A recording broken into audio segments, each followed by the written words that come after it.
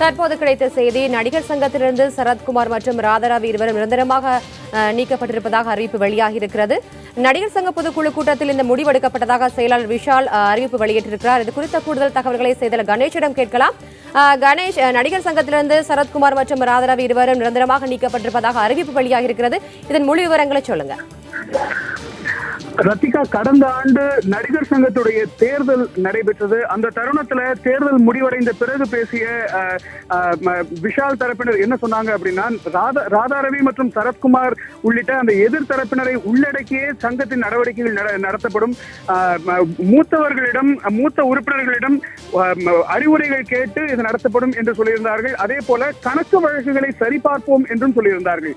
அந்த விதத்துல நடிகர் சங்கத்துடைய பொதுக்குழு கூட்டம் தற்போது நடைபெற்றிருக்கிறது. இந்த பொதுக்குழு சற்று தள்ளி போனதற்கான காரணமே, இதற்கு முன்பாக நிர்வாகத்தில் இருந்த சரத்குமார் தலைமையிலான அணியினர் தங்களுடைய அந்த கணக்கு வழக்குகளை சரிவர தாக்கல் செய்யவில்லை என்ற காரணம் கூறப்பட்டது. அதன் பிறகு அந்த கணக்கு வழக்குகளை அவர்கள் தந்ததாகவும் அதில் பல சந்தேகங்கள் இருப்பதாகவும் செய்திகள் வெளியானது. அது மட்டும் இல்லாம நடிகர் சங்கத்துக்கு சொந்தமான நிலத்தை சரத்குமார், ராதாரவி உள்ளிட்ட இதற்கு முன்பாக இருந்த நிர்வாகத்தினர் தவறாக ஒரு சில விஷயங்களுக்கு பயன்படுத்தியதாக ஒரு சில செய்திகளும் பரவியது. இந்த நிலையில தான் அவங்க மேல நடிகர் சங்கத்தின் சார்பில் தலைவர் நாசர் உள்ளிட்டவர்கள் புகாரும் கொடுத்திருந்தார்கள். அதன் பிறகு நடிகர் சங்கத்துடைய கணக்கு வழக்குகளை அந்த நடிகர் கார்த்தி தன்னுடைய ட்விட்டர் மூலமாகவும் அதே போல இணையதளத்திலும் வெளியிட்டிருந்தார். இந்த நிலையில தான் இதற்கு முன்பாக இருந்த தலைவர் சரத்குமார் மற்றும் பொதுச் செயலாளர் ராதாரவி ஆகியோர் பல்வேறு விதமான முறைகேடுகளில் ஈடுபட்டதாக கூறி தற்போது இந்த பொதுக்குழுவில் இந்த தீர்மானம் நிறைவேறி இருப்பதாக பொதுச் செயலாளர் விஷால் தற்போது கூறியிருக்கிறார். இது ஏற்கனவே எதிர்பார்க்கப்பட்ட ஒன்று அப்படின்னு சொல்லலாம். ஏன்னா ஏற்கனவே இதற்கு முன்பாகவே இது பல முறை விஷால் கலந்து கொள்ளும் ஒவ்வொரு நிகழ்ச்சியிலுமே இது ஒரு கேள்வியாக கேட்கப்படக்கூடிய ஒரு விஷயமாகத்தான் இருந்தது. இதற்கு முன்பாக இருந்தவர்கள் மீது நடவடிக்கை எடுப்பீர்களா அப்படின்னு கேட்ட ஒவ்வொரு தடவையும் விஷால் சொன்னது என்னன்னா, பொதுக்குழுவில் செயற்குழுவில் தங்களுடைய உறுப்பினர்களை கலந்து ஆலோசித்துதான் இதை பற்றி முடிவு எடுக்கப்படும் என்று ஒவ்வொரு முறையும் அவர் பதில் கூறி வந்தார். இந்த நிலைமையில தான் இன்றைக்கு நடைபெற்றிருக்கக்கூடிய இந்த பொதுக்குழு கூட்டத்தில் இப்படி ஒரு முடிவை அவர் வெளியிட்டிருக்கிறார். ராதாரவி மற்றும் சரத்குமார் நடிகர் சங்கத்திலிருந்து நிரந்தரமாக நீக்கப்படுவதாக பொதுக்குழுவில் ஒப்புதல் அளிக்கப்பட்டிருப்பதாக அவர் தகவல்களை வெளியிட்டிருக்கிறார். ரத்திகா, கணேஷ், அடுத்த சரத்குமார் மற்றும் ராதாரவி தரப்பிலிருந்து இருந்து அடுத்ததாக நடவடிக்கை எடுக்கப்பட வாய்ப்பு இருக்கா இது தொடர்பாக? ஏற்கனவே இன்றைக்கு நடைபெற போற இந்த பொதுக்குழு இன்றைக்கு நடைபெறுவதற்கே பல்வேறு விதமான சர்ச்சைகள் எழுந்தது. ஏன்னா ஏற்கனவே இது லயோலா கல்லூரியில நடத்தப்படும் அப்படின்னு சொன்னாங்க. அதன் பிறகு அந்த பொதுக்குழுவுக்கு ராதாரவி, சரத்குமாருக்கு அழைப்பு விடுக்கப்படவில்லை என்று விஷால் சொல்லியிருந்தார். ஆனா நாங்கள் இருவருமே ஆயுட்கால உறுப்பினர்கள், எங்களை எப்படி அழைக்காமல் இருக்கலாம் என்ற ரீதியில சரத்குமார் மற்றும் ராதாரவி தரப்புல கேள்வி எழுப்பப்பட்டது. அதன் பிறகும் கூட அவர்களுக்கு அழைப்பு விடுக்கப்படவில்லை. அதன் பிறகு லயோலா கல்லூரி இந்த பொதுக்கூட்டம் பற்றி வழக்கு தொடரப்பட்டிருப்பதாகவும், இது சம்பந்தமாக எங்களுடைய கல்லூரி மிகவும் பெயர் பெற்ற ஒரு கல்லூரி, இது போன்ற சர்ச்சைகள்ல நாங்க சிக்க விரும்பவில்லை என்ற காரணத்தை கூறி லயோலா கல்லூரி அந்த இடத்தை தர மறுத்ததாக அந்த பத்திரிகையாளர் செய்தி குறிப்பெல்லாம் வெளியானது. அதன் பிறகுதான் இன்றைக்கு நடந்த இந்த பொதுக்குழு கூட்டம் என்பது தற்போது அந்த இதில் நடந்தது. ஆக ஒட்டுமொத்தமாக ஆரம்பத்தில் இருந்தே சரத்குமார் தரப்பினர், சரத்குமார் ராதாரவி தரப்பினர் இந்த பொதுக்குழுவை நடத்துவதே சட்ட ரீதியில், அதாவது சட்ட ரீதி என்று சொல்வது நாம நடிகர் சங்கத்துடைய பைலா, நடிகர் சங்கத்துடைய சட்டத்திட்டங்கள் அடிப்படையில் இந்த பொதுக்குழுவை இன்றைக்கு நடத்தவே கூடாது என்றெல்லாம் அவர்கள் வாதிட்டு இந்த பொதுக்குழு நடப்பதை தள்ளி போட வேண்டும் என்கிற சில முயற்சியில் ஈடுபட்டாங்க. அதன் பிறகு நடிகர் சங்கத்தின் உறுப்பினரும் பத்திரிகையாளருமான வாராகி தலைமையிலான ஒரு சிலர் இதற்கு முட்டுக்கட்டை போடுவதற்கான முயற்சிகள் எல்லாம் நடந்தது. ஆக ஏற்கனவே இது பற்றிய எதிர்வினைகள் எல்லாம் ராதாரவி மற்றும் சரத்குமார் தரப்புல இருந்து எழுந்து கொண்டுதான் வந்தது. ஆனா அடுத்த கட்டமாக அவங்க என்ன செய்ய போறாங்க அப்படிங்கிறது இப்போ தெரியல. ஆனா சில நிமிடங்களுக்கு முன்பாகத்தான் இந்த அறிவிப்பையே விஷால் வெளியிட்டு இருக்கிறார். ஆக ராதாரவி மற்றும் சரத்குமார் தரப்பினர் அடுத்த கட்டமாக என்ன செய்ய போகிறார்கள் அப்படிங்கறத நாம பொறுத்திருந்துதான் பார்க்கணும். ஆனா அவங்க இதற்கு எதிராக, ஏன்னா இந்த பொதுக்குழுவே சட்ட ரீதியாக நடிகர் சங்கத்தின் பைலாப்படி செல்லாது அப்படிங்கிற ஒரு வாதம் ஏற்கனவே முன்வைக்கப்படக்கூடிய நிலையில இந்த பொதுக்குழு நிறைவேற்றப்பட்டிருக்கிற இந்த தீர்மானத்துக்கு எதிராகவும் அவர்கள் பேசுவார்கள் அப்படிங்கிறதுதான் பொதுவான எதிர்பார்ப்பு. கணேஷ், இப்ப ராதாரவி மற்றும் சரத்குமார் ஆகியோர் பணிக்கம் செய்யப்பட்டிருக்காங்க. இந்த நிலையில இவ்வாறு நடவடிக்கை எடுப்பதன் பின்னணி என்ன? இந்த பின்னணி நான் வந்து அதாவது ஏற்கனவே சொன்னதை போல அவர்கள் மீது பல்வேறு முறைகேடு புகார்கள் எழுந்தது. இதற்கு முன்பாக அவர்கள் சரியான கணக்கு வழக்குகளை தாக்கல் செய்யவில்லை. அதே போல தங்களுடைய இஷ்டத்திற்கு உறுப்பினர்களை சேர்த்துக் கொண்டார்கள் என்றெல்லாம் சொல்லப்படுது. தங்களுடைய பலத்தை பெருக்குவதற்காக தங்களுக்கு வேண்டப்பட்டவர்களை எல்லாம் அவங்க வந்து சட்டத்திற்கு, அதாவது நடிகர் சங்க பைலாவிற்கு புறம்பாக உறுப்பினர்களாக சேர்த்தார்கள் அப்படின்னு எல்லாம் ஏற்கனவே பல குற்றச்சாட்டுகள் முன்வைக்கப்பட்டன. ஆனா இன்றைக்கு பொதுக்குழுவில் நிறைவேற்றப்பட்டிருக்கிற இந்த தீர்மானத்தின் அடிப்படை என்ன அப்படின்னா, அவங்க சங்கத்திற்கு எதிராக வந்து செயல்பட்டார்கள், சங்கத்துல பல்வேறு முறைகேடுகளை செய்திருக்கிறார்கள் அப்படிங்கிற அடிப்படையாகத்தான் இருக்கிறது.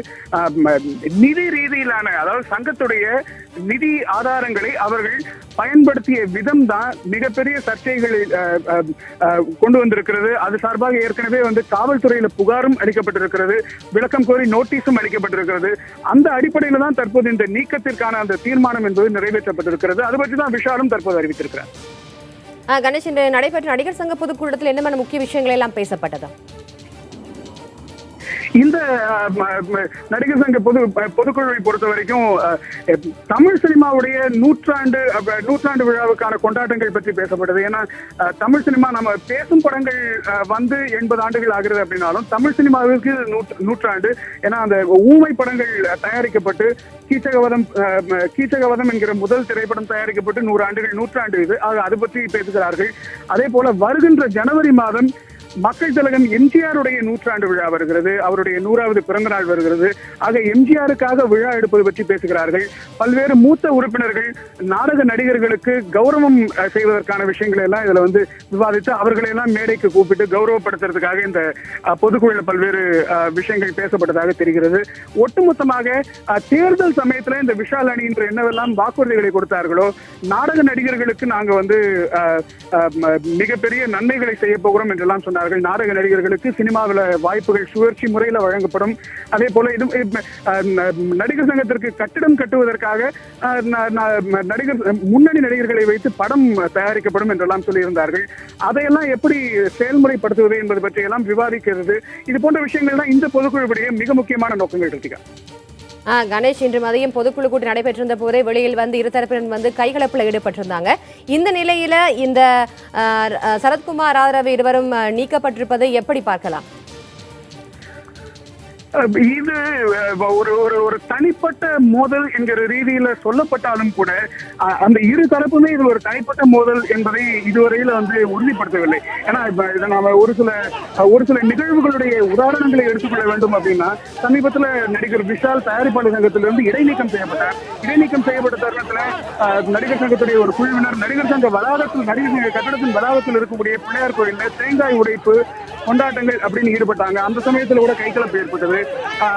இன்னும் இது போன்ற நிறைய உதாரணங்களை சொல்லலாம். தனிப்பட்ட முறையிலான ஒரு சண்டை தான் இது சரத்குமார் தரப்புக்கும் விஷால் தரப்புக்கும் அப்படின்னு பரவலாக பேசப்பட்டாலும் கூட அதை இரு தரப்புமே ஏற்கவில்லை. இதுவரைக்கும் ஆதாரபூர்வமாக அது நிரூபணமாகவில்லை. ஆக ஒட்டுமொத்தமாக இது வந்து நிர்வாக தரப்பிலான ஒரு ஒரு ஒரு ஒரு சர்ச்சைகளின் பின் விளைவாகத்தான் இந்த நடிகர் சங்கத்திலிருந்து ராதாரவி மற்றும் சரத்குமார் உள்ளிட்ட இருவருடைய நிரந்தர நீக்கம் என்பதை நிர்வாக ரீதியிலான ஒரு நடவடிக்கையாக மட்டும்தான் இந்த தருணத்துல அதிகாரப்பூர்வமாக அதை மட்டும்தான் பார்க்க முடியும். கணேஷ், அந்த நடந்து முடிந்த நடிகர் சங்க தேர்தலின் பின்னர் விஷால் அணியினர் வாக்குறுதி அளித்தபடி நடிகர் சங்க கட்டிடம் கட்ட ஏதாவது நடவடிக்கை எடுக்கப்பட்டிருக்கிறதா தற்போது? அந்த தகவல்கள் ஏற்கனவே வந்திருக்கிறது. இப்போ நடிகர் விஷால் மற்றும் விஷால், கார்த்தி, அதே போல வந்து நடிகர் விஷ்ணு விஷால் உள்ளிட்டோர், ஆர்யா உள்ளிட்ட நடிகர்கள் 4 நடிகர்கள் நடித்து ஒரு திரைப்படம் தயாரிக்கப்படும். அந்த திரைப்படத்தின் மூலமாக நடிகர் சங்கத்தின் கட்டடம் கட்டுவதற்கான நிதி திரட்டப்படும் என்று சொல்லியிருக்கிறார்கள். அதே போல நடிகர் சங்க கட்டடம் எப்படி உருவாக போகிறது, எப்படி இருக்க போகிறது அப்படிங்கிறதுக்கான ஒரு 3D பிரசன்டேஷனையும் அவர்கள் வந்து ஏற்கனவே வெளியிட்டிருக்கிறார்கள். அதே போல அதற்கான அந்த திரைப்படத்திற்கான கதையும் இறுதி செய்யப்பட்டு விட்டது அப்படின்னு சொல்லியிருக்காங்க. அந்த கதையை யாரை வைத்து இயக்க வேண்டும் அப்படிங்கறத மட்டும்தான் இன்னும் அவங்க ஃபைனலைஸ் பண்ணல அப்படின்னு எல்லாம் சொல்லப்படுகிறது. சமீபத்துல கூட கணேஷ், நீங்க தொடர்ந்து இணைப்பிலே இருங்க. தொடர்ந்து நடிகர் மோகன்ராம் நம்மோட அழைப்பில் இருக்கிற அவரிடம் பேசலாம். வணக்கம் மோகன்ராம். வணக்கம், சொல்லுங்க. தற்போது நடிகர் சங்கத்திலிருந்து சரத்குமார் மற்றும் ராதாரவி இருவரும் நிரந்தரமாக நீக்கம் செய்யப்பட்டிருக்கார்கள். இது பற்றி உங்களுடைய கருத்து என்ன? இதை நீங்க எப்படி பாக்குறீங்க? நடிகர்களுக்கு முன்னே இப்படி சண்டை போட்டுக்கிறது நல்லா இல்ல. எதுவா இருந்தாலும் பேசி தீர்க்க வேணும். அது வந்து ரெண்டு பக்கத்துல இருக்கிறவங்களும் கடைபிடிச்சிருக்கணும். குடிக்கணும், குடிக்க வேண்டும், இனியும் குடிக்க வேண்டும். இப்படி பண்றது எனக்கு ஒரு நடிகனா இதை பார்க்கும் பொழுது, நடிகர் சங்க உறுப்பினர் கடந்த 20 ஆண்டுகளுக்கு மேலாக உறுப்பினராக இருக்கும் பொழுது, அதை பார்க்கும் பொழுது எனக்கு மனசு ரொம்ப வேதனைப்படுது. என்ன இருந்தாலும் ராதாரவியோ, சரத்குமாரோ அல்லது வேறு யாரா இருக்கட்டும், இவங்க பெரிய நேம்ஸ் பண்ணியிருக்காங்க. பட் எல்லாத்துக்குமே ஒரு ப்ரோசஸ் இருக்கு, ஒரு ப்ரொசீஜர் இருக்கு. அதை ஃபாலோ பண்ணியிருக்கலாம், பண்ணல, எனக்கு அதை பத்தி தெரியாது. ஏன்னா டீட்டெயில்ஸ் என்கிட்ட இல்லை. இருந்தாலும் இப்படி நடிகர்களுக்குள்ள ஒரு பிரிவை உண்டாக்கி ஒரு இது பண்றது நல்லா இல்லை. இது எல்லாருமே தவிர்க்கணும். என்ன தேவையோ அதுக்கு உண்டான தீர்மானங்களை நிறைவேற்றி பாசிட்டிவா ஃப்ரண்ட்ல போறத பத்தி யோசிக்கிறதுக்கு எல்லாருமே இப்ப பாடுபடணும். ரெண்டாவது, இந்த செயற்குழு, இந்த பொதுக்குழு கூட்டத்தை பற்றியே நிறைய பேர் ஐ திங்க் நேற்றோ முந்தன நாளோ கேஸ் போட்டு அந்த கேஸ் டிஸ்மிஸ் ஆயிடுச்சு. இருந்தாலும் கேஸ் போட்டிருந்தாங்க, இந்த மாதிரி மீட்டிங் நடத்தக்கூடாது அப்படின்னு. வென்யூ வேற மாற்றிருக்காங்க. அந்த வென்யூ மாற்றமே இந்த செக்ஷன் 26(2) ஆஃப் சொசைட்டிஸ் ஆக்ட் இதெல்லாம் கொஞ்சம் யோசிச்சு செய்ய வேண்டிய விஷயம். தன்னிச்சையாக அப்படி செயல்படக்கூடாது. ஒரு முக்கியமான ஒரு முன்னாள் தலைவரையும் முன்னாள் செயலாளரையும் நீக்கம் செய்ய போறோம்னா அதை அந்த நோட்டீஸ்ல கொடுத்துருக்கணும். ஏன்னா அப்போ நிறைய பேர் வந்திருப்பாங்க, அவங்க கருத்துக்களை சொல்லியிருப்பாங்க. இவ்வளவு பெரிய முக்கியமான ஒரு விஷயத்த பட்டுன்னு இந்த மாதிரி பண்றது, அதுவும் ஒரு விதத்துல அவங்களுக்கு, அதாவது குற்றவாளின்னு சொல்லப்படும் அந்த நபர்களுக்கு, அவர்களுக்கு நம்ம கரெக்டான வாய்ப்பு அளிக்கலைங்கிறது தான் எனக்கு தோணும். அது அந்த மாதிரி பேச்சுக்கும் நம்ம இடம் கொடுக்க கூடாது. நடிகர் சங்கம் ஒன்னா இருக்கணும், எல்லாரும் ஒன்னா செயல்படணும், ஒன்னா முன்னேறதுக்கு பார்க்கணும். இன்னைக்கு சினிமா இண்டஸ்ட்ரியே ரொம்ப கடினமான ஒரு சூழ்நிலையில இருக்கு. அந்த சூழ்நிலையில இதெல்லாம் தேவையில்லாத ஒரு விஷயம். நம்ம ஒன்னா இருக்கிறதுக்கு விட்டுட்டு அந்த பாட்டு தான், பழைய பாட்டு தான் ஞாபகம் வருது. ஒன்னா இருக்க கத்துக்கணும், அந்த உண்மையை சொன்னா ஒத்துக்கணும்னு. நான் காக்கா கூட்டத்தை பாருங்க, அதுக்கு கத்து கொடுத்தது யாருங்கன்னு. நம்ம எதுவுமே பண்ணாம இருக்கோம். எனக்கு ராமமோகன் சார், இப்ப இந்த நடவடிக்கையால நடிகர் சங்கத்துல ஏதேனும் பிளவுகள் ஏற்பட வாய்ப்பு இருக்கிறதா?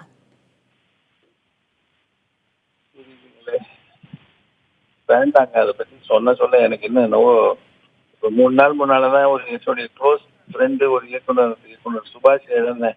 இப்ப சங்கத்தையே இழக்கிற போல இருக்கு. அந்த மாதிரி ஒரு சோகமா இருக்கு. எதுக்கு இது? ஒரு மூத்த நடிகரா சார், உங்க தரப்புல இருந்து இவங்களுக்கு நீங்க என்ன மாதிரி அறிவுரைகளை வழங்க விரும்புறீங்க?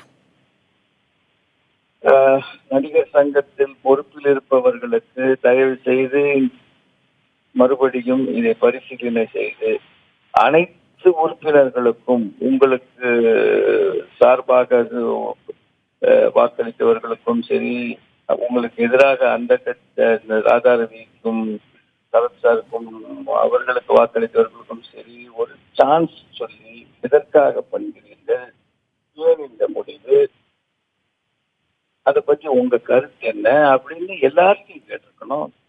மூத்த நடிகர்கள் எல்லாத்தையும் கேட்டிருக்கணும். ஒவ்வொரு உறுப்பினருக்கும் அந்த வாய்ப்பு கொடுத்து இதை நீங்க கரெக்டா பேசுங்க, எங்களுடைய கூட்டத்துல பேசுங்க, பொதுக்குழு கூட்டத்துல பேசுங்க, அப்புறம் வாக்கு எடுப்போம். வாக்கு எடுப்பு எப்படி எடுத்தாங்க? பை ஷோ ஆஃப் ஹேண்ட்ஸ்ன்னுவாங்க. ஷோ ஆஃப் ஹேண்ட்ஸ் இதுக்கெல்லாம் பண்ண முடியாது.